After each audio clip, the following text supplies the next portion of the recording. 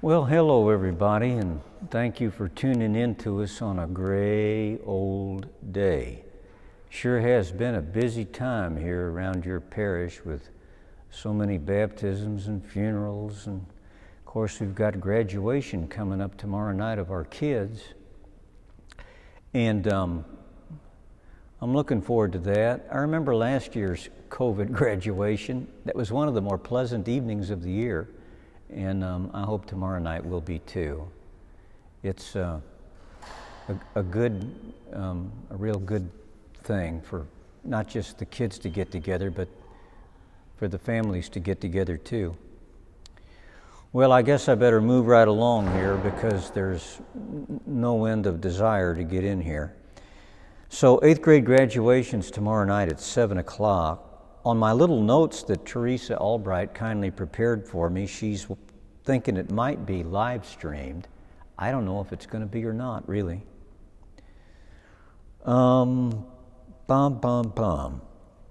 Beginning in last Sunday's bulletin and continuing until Father's Day, you have an opportunity to read excerpts from Pope Francis's apostolic letter about St. Joseph called With a Father's Heart. And I should pick that up and read that. It's among the myriad things I should do, so I'll try to remember it. Maybe you can remind me, like I'm suggesting it to you right now. You know, one of these days, I would really like to begin writing the bulletin letter again, if you'd like to see it. You know, I kind of enjoyed writing it, and if you'd like for it to make at least an occasional reappearance, let me know, will you? Because it does take time, and I don't want to spend time doing stuff that people don't care about. But if you'd like to see a reappearance of my letter, which of course won't compare to Pope Francis's, but if you'd like to see it once in a while, let me know, please. Cristo Rey Racial Justice Committee, we're trying to raise $30,000 so we can host 4 Cristo Rey children here working in our school next year. The idea the Racial Justice Committee has, which I altogether endorse, is to expose people of different cultural and racial backgrounds to visitation and to expose our visitation kids to them. And I think only good things can come of it.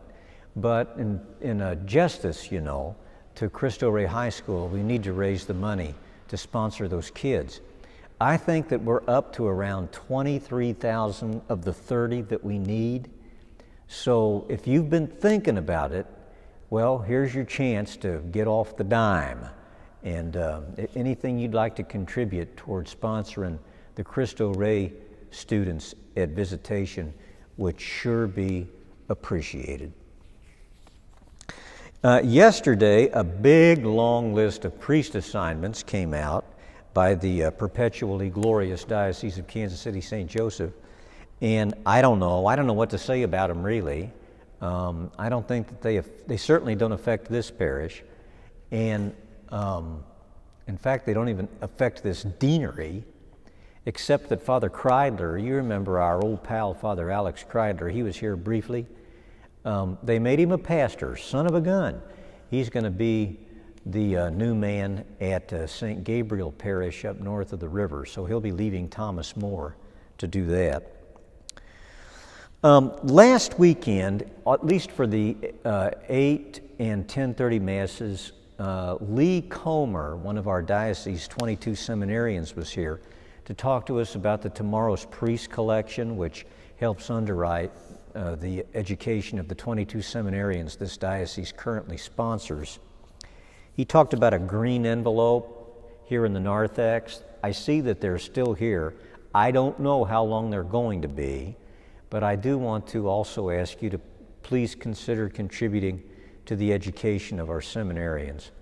I'll tell you people, I'm feeling more tired every day, and somebody's going to have to take my place.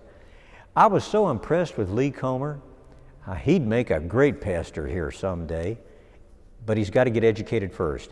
Hence, the good old green envelope. All right. Teresa says, how did last weekend Masses go with the new CDC announcement regarding masks and vaccinated people? Anything to know for this weekend? Well, from my point of view, it went okay. It went fine. And I don't know of any big changes this weekend. You know, we still aren't bringing up the gifts at the preparation of the gifts part of the Mass. I don't know why. I mean, we could do that easily. Also, we're not passing the collection basket yet. I am, frankly, kind of anxious to do that because our revenue is down, and I'm hoping by passing that collection basket, maybe we'll pick some of it back up. Takes a lot of money to run your parish, friend. Our annual budget here, I believe, is just north of $5 million. Every dime counts. Also, conspicuously, communion is only being given under one species. I would like that to change most of all. You know, our Lord said, "Take this, all of you, and drink from it." And I think that's what we should be doing. But the diocese has expressly forbidden it for now. And of course, I understand that in light of the pandemic and other reasons, many people may have reservations about receiving from the chalice. But I, for one, look forward to the resumption of that salutary liturgical practice. Okay, I think that's all I've got. Teresa, can you think of anything? No. You can't? No. Okay. All right. If I'd had more time, I'd have brought the banjo in here today and tried to give you a tune, but I didn't have time. Unless there's something urgent to talk about next weekend, maybe I'll do it then. Thanks so much for tuning in. Try not to float away in all this rain. And until next time, goodbye and God bless.